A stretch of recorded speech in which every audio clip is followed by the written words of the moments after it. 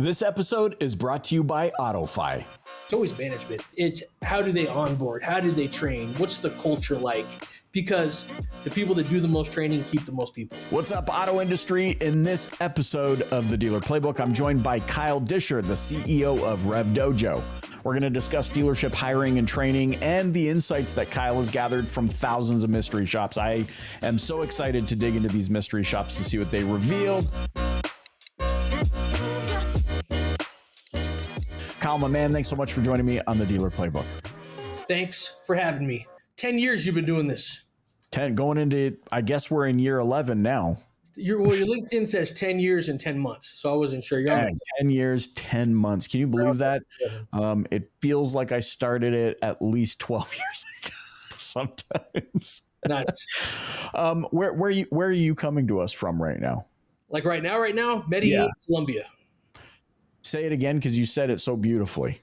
I don't say it right. Medellin, Colombia, mine. Dang. And so then, like, how often do people ask you about Pablo Escobar? A lot. Okay. Are there like monuments and stuff in Colombia a little bit? So there's a mixed bag. Like it feels like 70-ish% of the local people hate him. Yeah. And like 30% of the people love him because I guess he gave a lot of money away and stuff. There's his tomb is about 20 minutes from my house. I've been one time and it's got like a eternal flame thing going, but there's nobody there. I mean, you walk right up to the thing.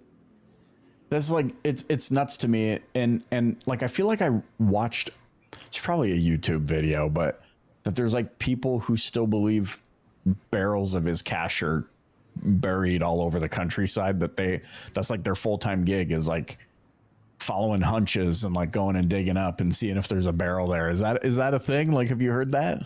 Yeah, it's the thing. So I remodeled my house and the builder was all excited because he was like, one day I'm going to find a wall full of cash, especially in Medellin where I live. But he said he's never found anything. The problem is the cash would be like ruined by now, right?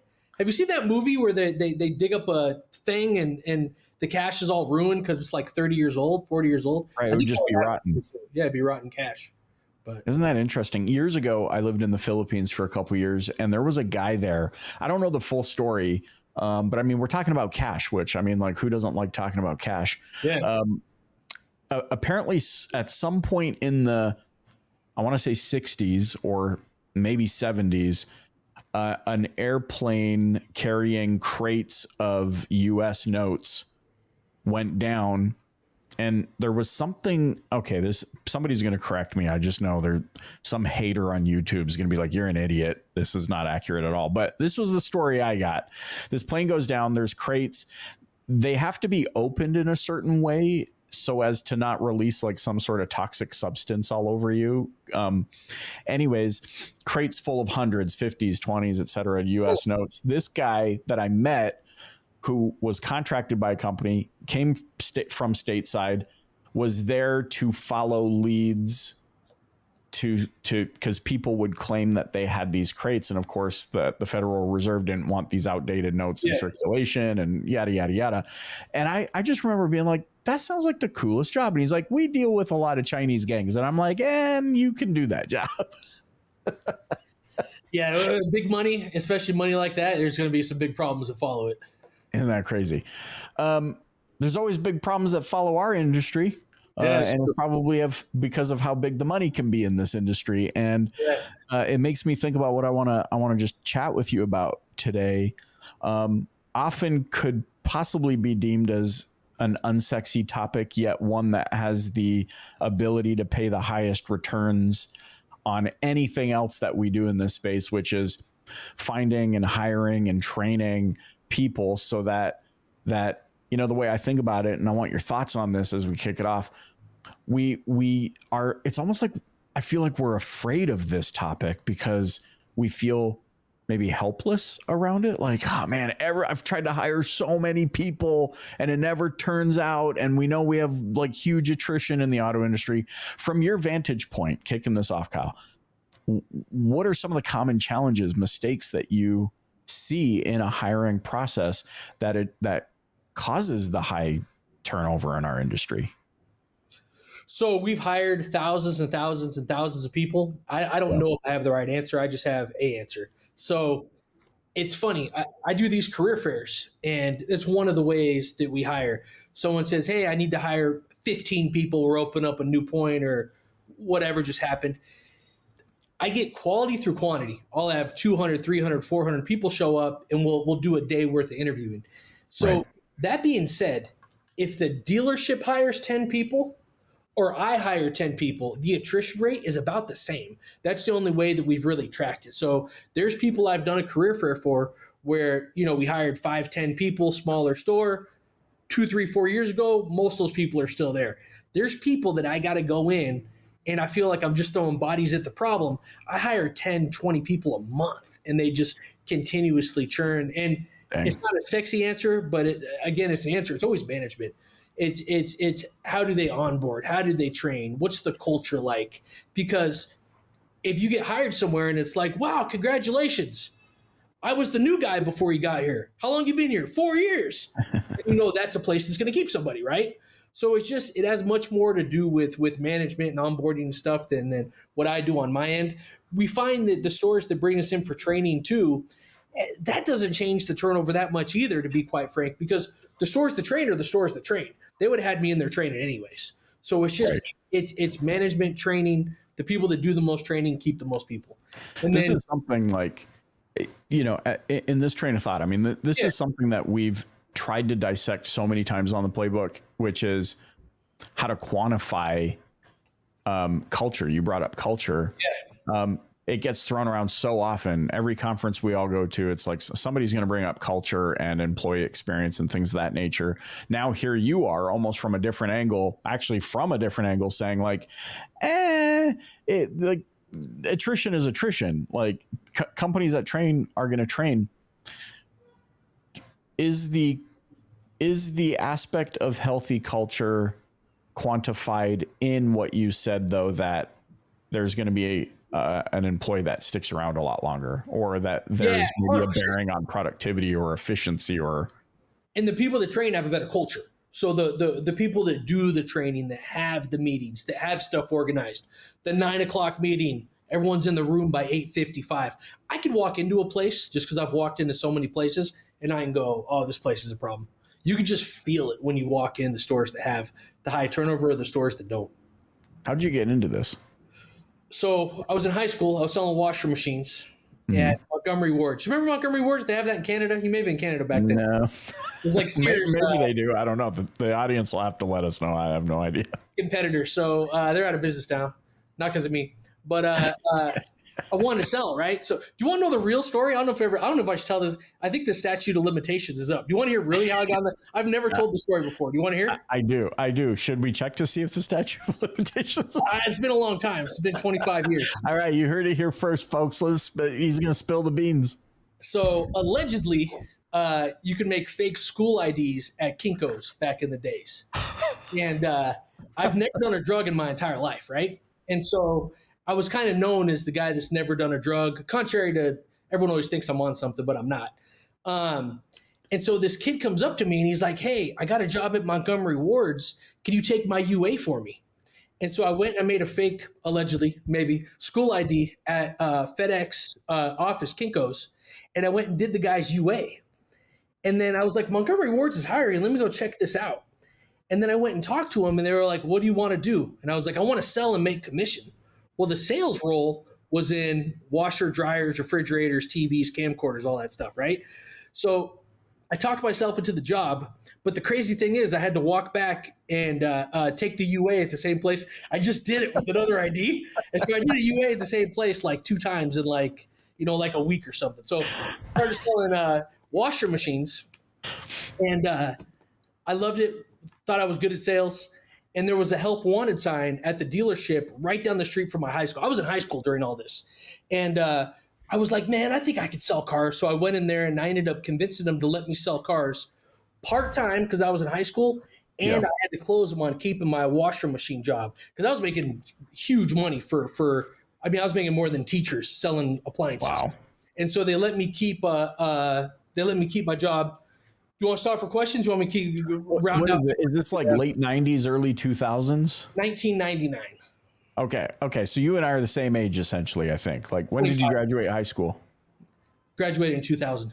Oh, yeah. Okay. We're same age. The Y2K generation. Okay. Got it. Yep. So this is funny. There's some similarities other than the allegedlys that I would have to add to a sentence.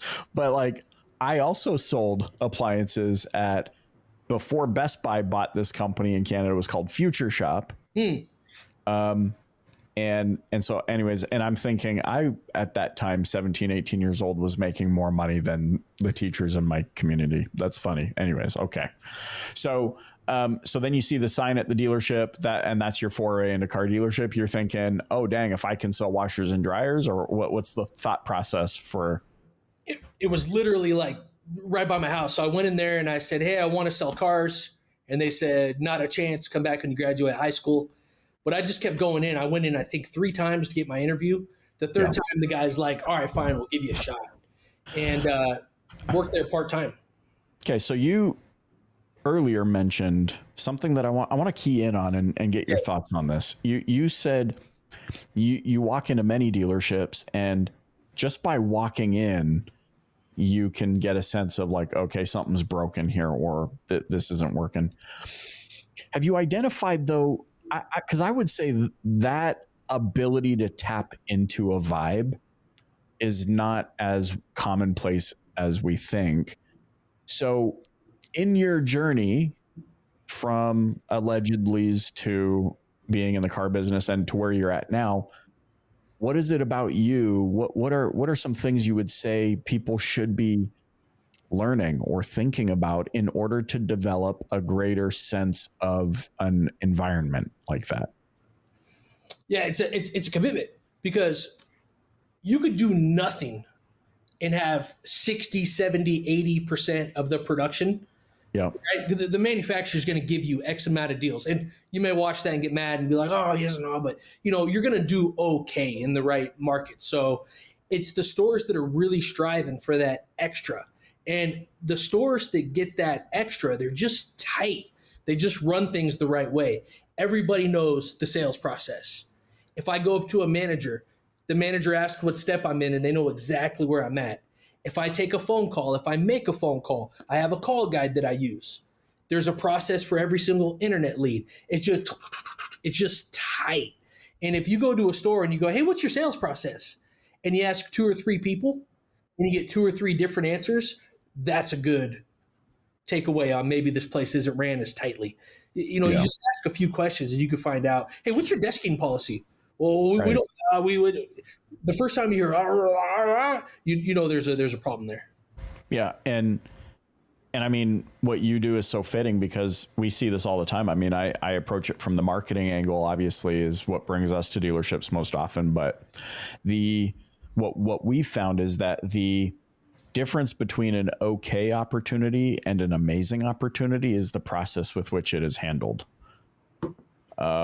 And some people don't like that. I've probably just pissed off half of my listenership because they're like, oh, great, another vendor pointing the finger at me. No, I'm not at all. I'm saying there's multiple parties involved in making this dealership a success story, all of which need to take accountability and find alignment and make sure that everybody is trained up. Like, how did the lead originate? What source brought the lead? What was that? Where are they at? Yep. What kind of questions are they asking? Those sorts of things. And so I find it interesting from your perspective that essentially what I'm hearing you say is there must be a period for everyone in a dealership with which they pass through the mechanics of how it must be done before they develop the, what do you want to call it? Like, I have Latin heritage. It's like they play guitar beautifully, but they don't know what they're playing. Mm-hmm. Like, they just know they're doing it. So that sense of like second nature, you have to pass through the mechanics first. 100%. And it's funny you bring that up about leads. I could have 10 people in front of me. I could have way over 100 people in front of me. And if I'm teaching internet, for example, I'll say, all right, first internet lead that comes in, I'm calling it in front of the entire room. And any source, any type, I get a few data points a few which you were talking about. I do research for about 10 seconds, then I call live, and we set an appointment in the room way over 90% of the time. And the only reason I'm able to do that, I have the call guide. I know what to say. There's only going to be a few different variables. And when the room sees that, sometimes they go, well, of course you could set an appointment if you just do it like that. Well, I do it like that. I never lie to anybody. I'm 100% honest. And literally, I'm closer to 100% than I am 90% appointment sets with fresh internet leads, especially just because I got the process. Yeah. And you said commitment. I mean, there's a differentiator between those people that are committed and not committed. Yeah. And you know, you got to commit that the customer's committed. You know how I tell if an internet buyer's committed? They went to our website or a third-party website after spending 15 or 20 hours worth of research. They gave their first name, their last name, their email address, their phone number, and they went click, click. That's how I tell they're committed to buy a car. And you can blow the whole deal with a few wrong words at the start. So, you know, after making thousands of phone calls, it's just. Why are we, and this isn't just our industry, I think it's just human nature, maybe. Why are we afraid to train ourselves? Like what comes up? Like what, when you're getting a sense of a dealership, I'm sure you're in these rooms and there's at least one or two dudes that are like, yeah. Well, that's why I make the live calls. That's why they can't do it after that most of the time. So as part of inspiring people to train, getting over their roadblock of like, maybe they just don't understand it or they don't think it'll work, or I'm trying to get a sense of like, we love a good sports analogy in our industry, not realizing that all the great sports analogies are predicated upon a team that shows up every single day and trains all day to get 15 minutes of playtime during the game. Yeah, it's so true. And most places just don't train. You want to do something for fun? Yeah. We can edit this out if, watch this. Give me any city in America. Any city in America. Why is it so hard? There's so many. I'm trying to think of a hard one. A rural town.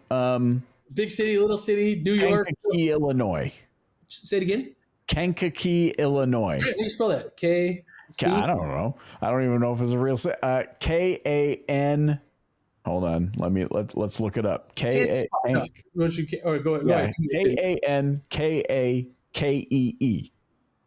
Oh, it is a real thing. Okay. It is a real place. I want to say it's a suburb of Chicago. Chicago. Give me a brand, please. Any brand, any OEM. Mitsu. Oh, we'll do something even easier. Give me something bigger. Toyota. Excellent choice. Give me a 2 or 3 year old non-Toyota any car. 2 or 3 non-Toyota any 2 or 3 year old non-Toyota car. A 2019 Chevrolet Cruze. Perfect. Toyota Bourbonnais, Terry, how can I help you? Hi, can I have a salesperson, please? Sure, give me just a moment, please. Can you hear that? I should have set I don't have my big mic set up. We can hear it. What's the jam? I was thinking about the person that made that song. Killer. They better get royalties, dude. No, I guarantee they don't.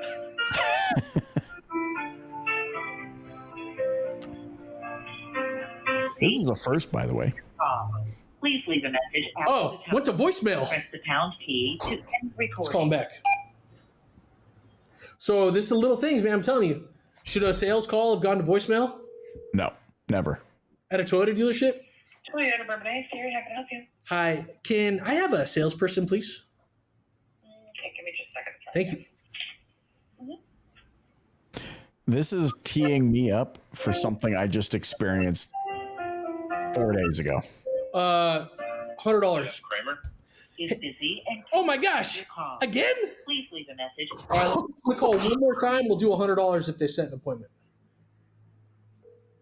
If they don't, nothing. Enter it again, didn't it? Hey, I'm sorry. It just I don't want to be a bother. Is there anybody available? They are. I'm trying to actually send you to somebody, but it's not working. I don't know what's going on. That's all right. No problem. We'll try one more time. Thank you. Guys. So third call. In a 1 minute window, dude. In a 1 minute window, third call. At a Toyota dealership. Oh, hey, no problem. I don't see the car on the website anymore. I thought I saw a 2019 Chevy Cruze. It was black the other day, and I just want to see if you still have it, please. Yeah, of course. A second here, let me check. Thank you. Of course.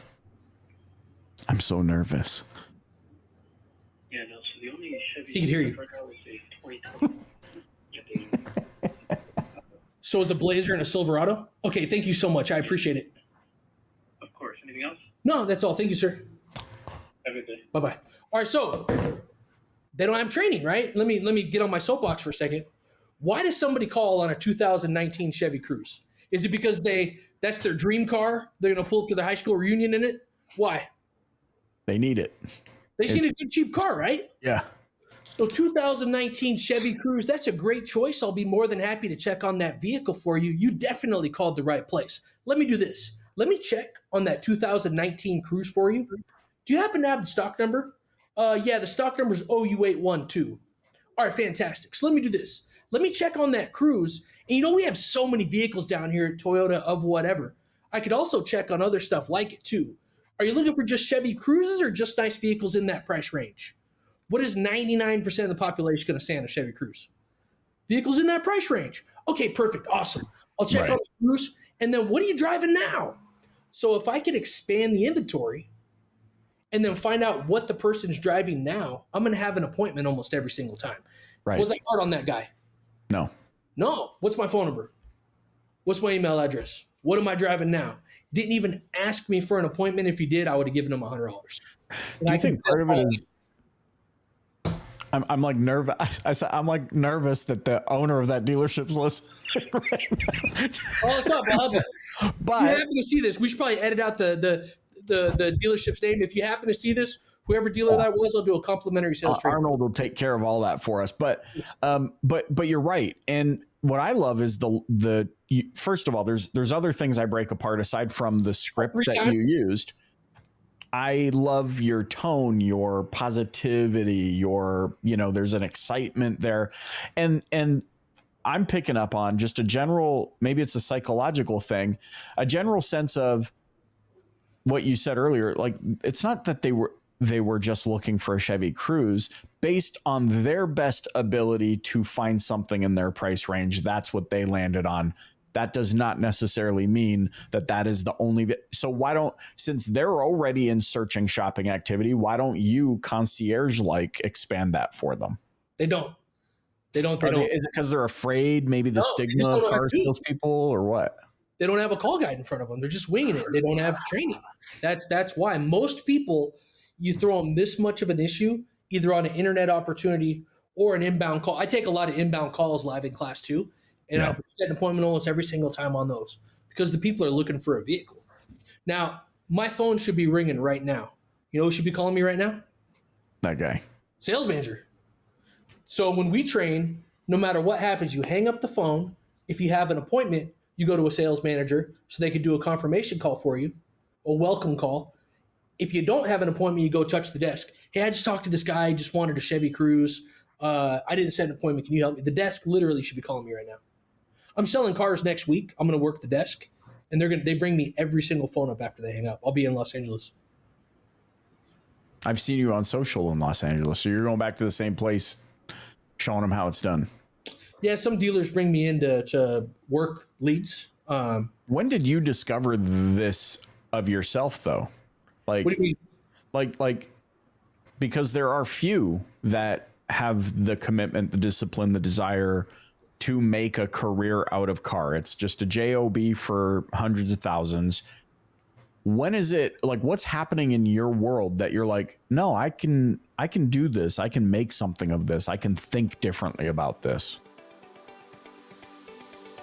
Hey, we'll hop back into this episode right after we thank today's sponsor, Autoi. Despite mass adoption of technology by dealers, the car buying process is still time-consuming and incredibly inefficient.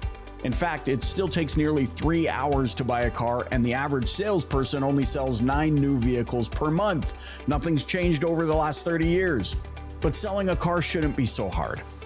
Whether online or in the showroom, Autoi enables dealers to build trust and fast-track the deal to F&I. And Autoi dealers see an average of $765 incremental back-end PVR per deal. Pretty impressive. Autoi will be at NADA 2025 in New Orleans. You can visit them at booth 4219 to check out their digital retail and showroom solutions, or you can go to autofi.com/NADA 2025 to pre-schedule a meeting with their team. All right, let's get back to the conversation. I was hot garbage at selling cars. I was really bad at it. I sold maybe 1 or 2 cars my first month. And then about halfway into my second month, I worked for a little itty bitty used car dealership that was owned by the biggest or one of the biggest Toyota dealerships in Oregon. And the GSM got fired. He's been there for like 20 years at this point. And so they send the guy that's used to selling 300 plus cars a month to this little itty bitty car lot. And we only had 3 salespeople. And he walks in his first day. He goes, "Kid, you suck at selling cars. That's okay because daddy's here and daddy doesn't take that.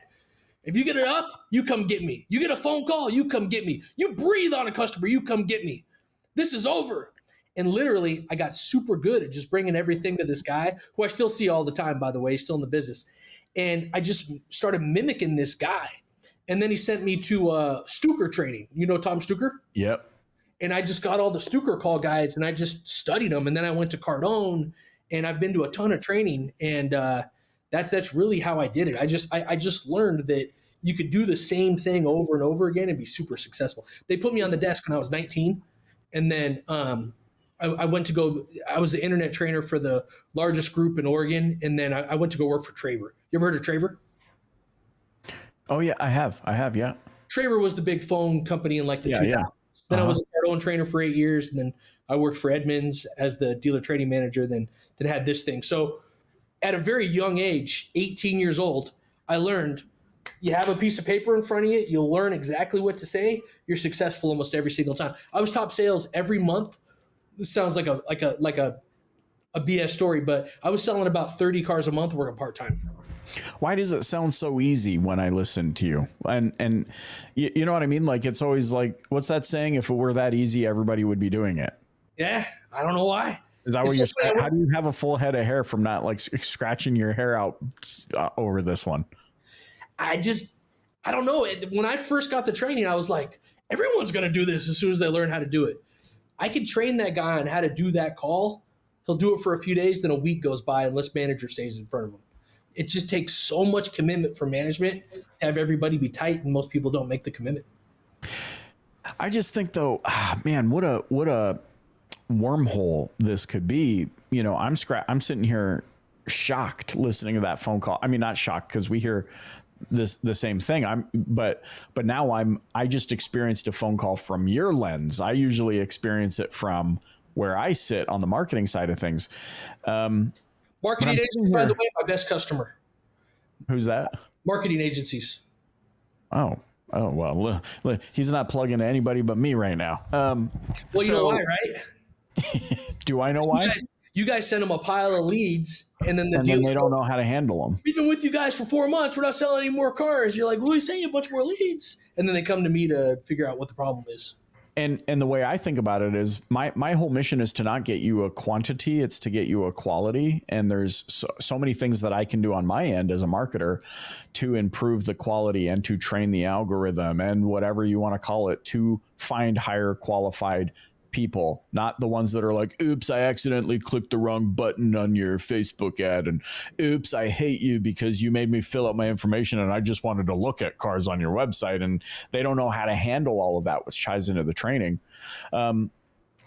But it's, for me, what's standing out here, man, is this idea of like, put the flipping script in front of you instead of looking everywhere else. And do I need to spend more? No, most often you don't need to spend more. You need a better process. And how come we can never break 100 units a month? And it's like, well, who's holding your team accountable? Well, that sounds awkward, and I haven't done it for so long. When you go into a store and that's the environment, perhaps a leader who knows what they need to do, but hasn't given themselves permission to do it yet, which is often holding their team as accountable and being involved.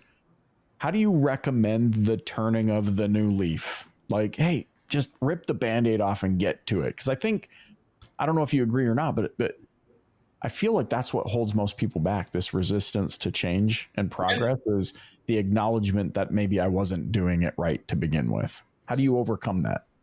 Usually if I'm there, they've already kind of made that commitment.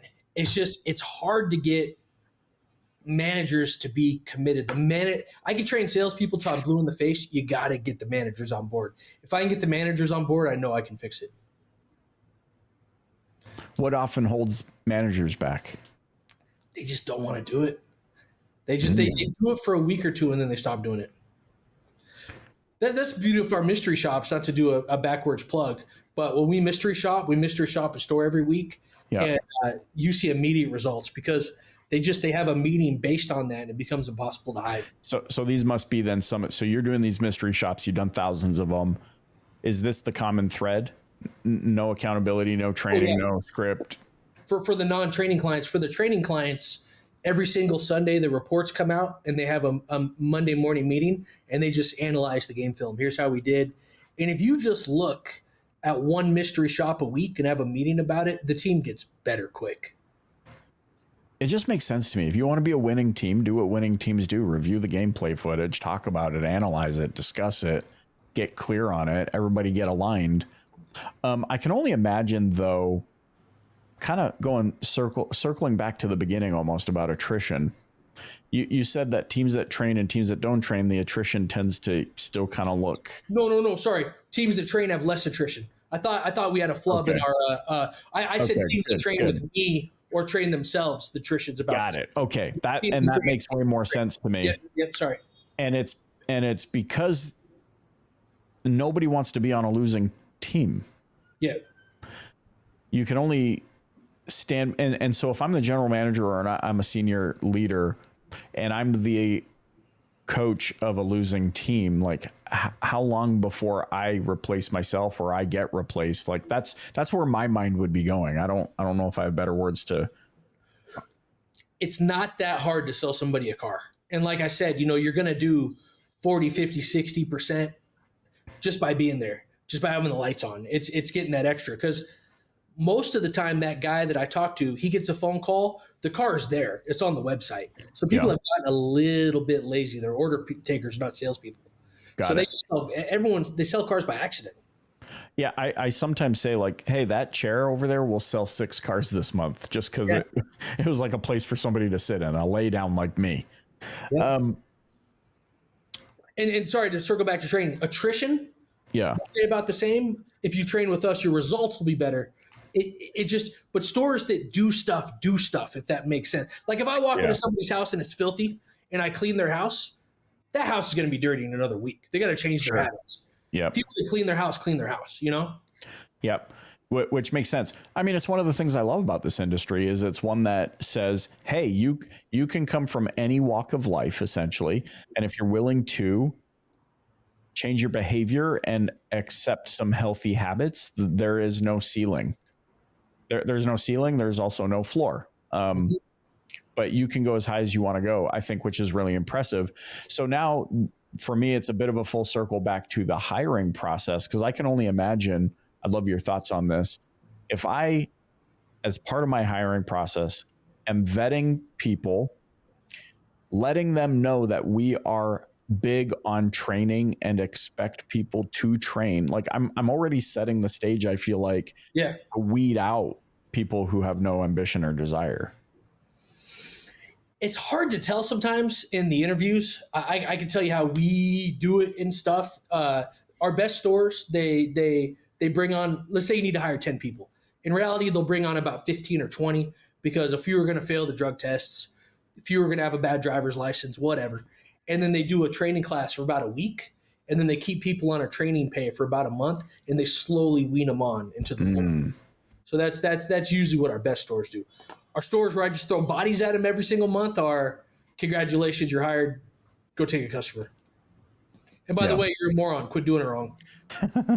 By the way, your resume said you have great interpersonal and communication skills. And how come well, actually, I want to talk to you about this, because now I've just opened a Pandora's box for myself. Yeah. How often, like when we hire in my companies, by the time they get to me, I'm usually the last step.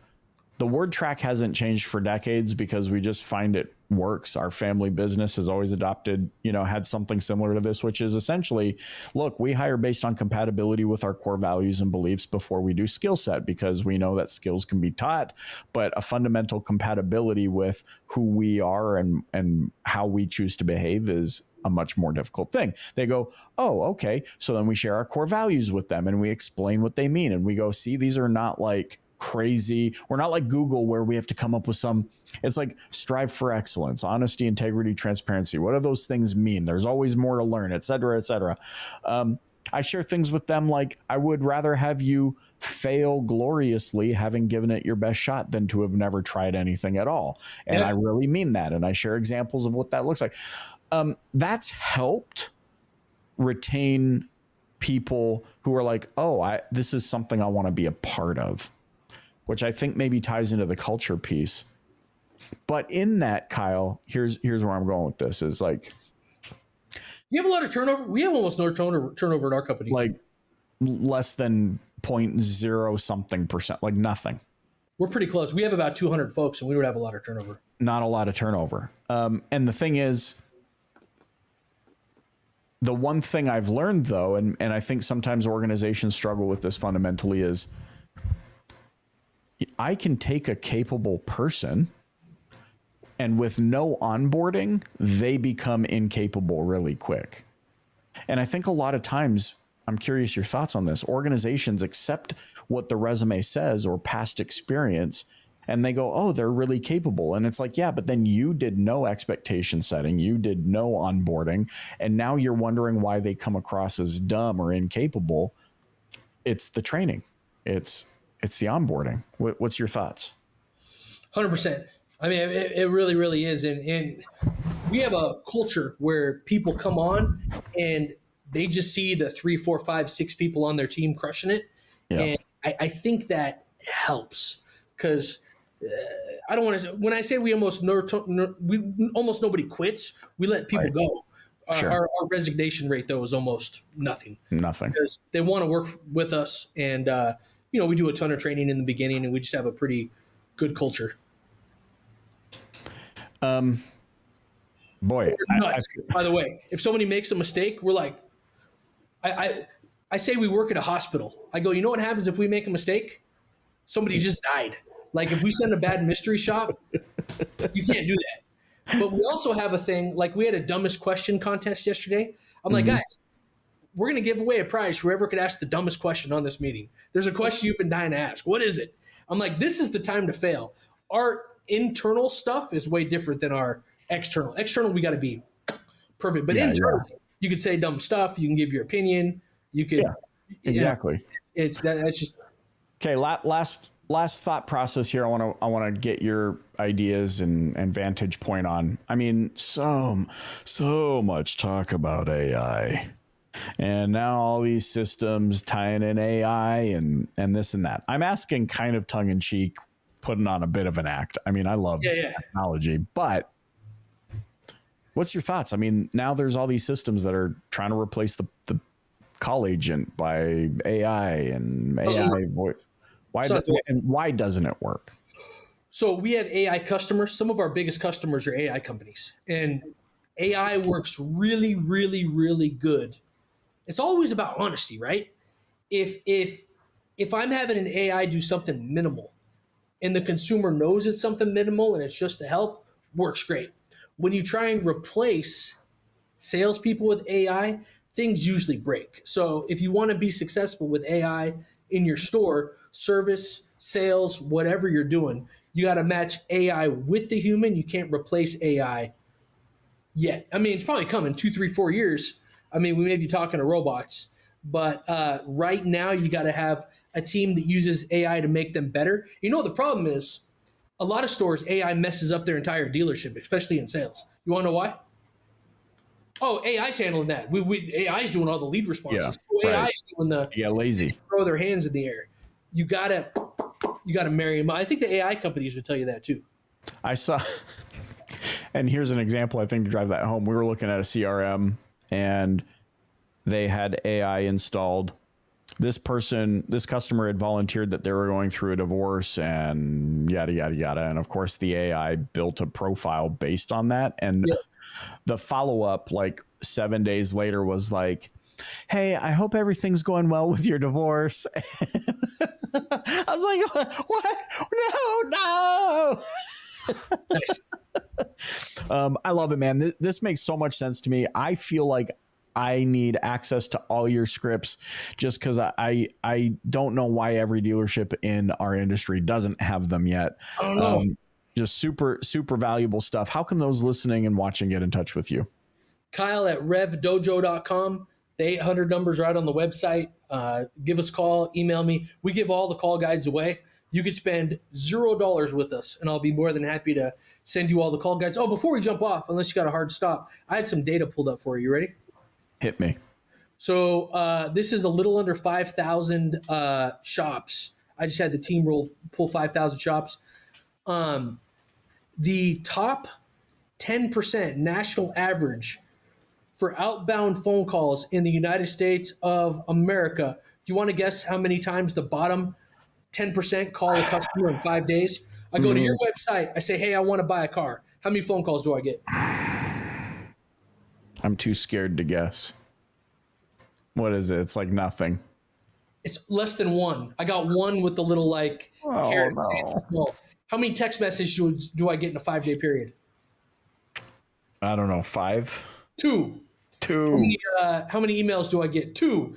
Look at this. And this is real data. This is our data. It's from last month. How long does it take the bottom 10% of dealers to call an internet lead last month in the United States? I'm too scared, dude. It's going to be atrocious. I was going to say 11 hours. 22's even. I see. I'm trying to be all optimistic. Now listen to this. What's the top 10% do? 2 minutes. So the top 10% of performing dealers call a customer in 2 minutes. The bottom 10%, 22 hours. Is that crazy? 22 hours. It's like, imagine walking up to somebody asks you for help in person and you stare at them for 22 hours before you acknowledge their presence. That'd be wild. Wild. Dude. I got one more piece of information. Here we go. You ready? You commented on my hair earlier. You ready for this? Yeah. You see a little bald spot there, maybe? It's forming. It's forming. $35. I'm going to get platelet-rich plasma after this. I'm getting in the cab. I could drive myself, but where they do it, it's like $1,500 to do it in America. I'm getting it done for $35 right by my house. Where they take your blood out and they spin it and they put it in that centrifuge and try and get some of my hair back. $35. Why? What are we doing wrong? Guys, this is unreal, dude. Thank you for sharing this with us. Thank you for your expertise, your passion, and your excitement.